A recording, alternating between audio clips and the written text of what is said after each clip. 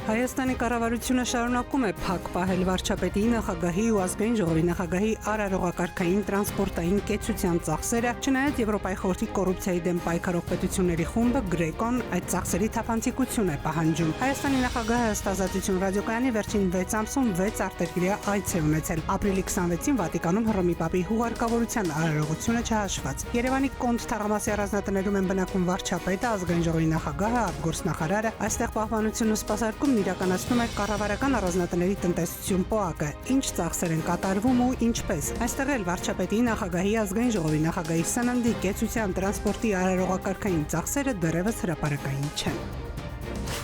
5 տարվա ընթացքում 2018-23 թվականներին բազմապատիկ աճել է թմրամիջոցների ապօրինի շրջանառությունը։ Իշխանական թևից են տեղեկացնում։ Պատգամավոր Հայկ Սարգսյանը նկատել է թմրամիջոցների ապօրինի շրջանառությունն այսօր լուրջ խնդիր է ինչպես ամբողջ աշխարհում, այնպես էլ Հայաստանում։ Պատիժը ըստ պատգամավորի պետք է լինի հնարավորինս խիստ, որպեսզի աճը կանխվի։ Օրինակ է բերել մի շարք երկրներում ցմահ ազատազրկում եւ մահապատիժ է սահմանված։ Առաջարկում է փոփոխություններ եւ լրացումներ կատարել Հայաստանի քրեական օրենսգրքում։ Առանձին հոդվածներում ծանրացնող հանգամանք սահմանել արարքը տեղեկատվական կամ հաղորդակցական տեխնոլոգիաների միջոցով կատարելը, նաև որպես առանձնապես ծանրացնող հանգամանք սահմանել անչափահասի ներգրավմամբ արարքը կատարելը։ Առաջարկվում է նաև սահմանել կարգավորումներ անձի անօգնական վիճակը օգտագործելով հանցանքը կատարելու վերաբերյալ։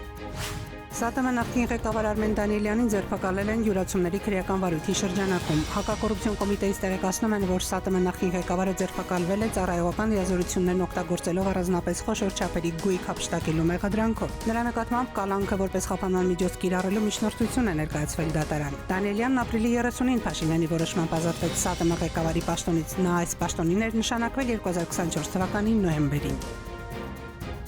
89 տարեկանում մահացել է Գիտությունների ազգային ակադեմիայի նախագահ Ռադիկ Մարտիրոսյանը։ Նա 1958 թվականին ավարտել է Երևանի պետական համալսարանի ֆիզիկա-մաթեմատիկական ֆակուլտետը աստղաֆիզիկոսի որակավորմամբ։ Սովորել է Մոսկվայի Լեբեդևի անվան ֆիզիկա ինստիտուտի ասպիրանտուրայում, գիտամանկավարժական հարուստ կենսագրությամբ գիտնականը 2006-2021 թվականներին Հայաստանի Գիտությունների ազգային ակադեմիայի նախագահն էր։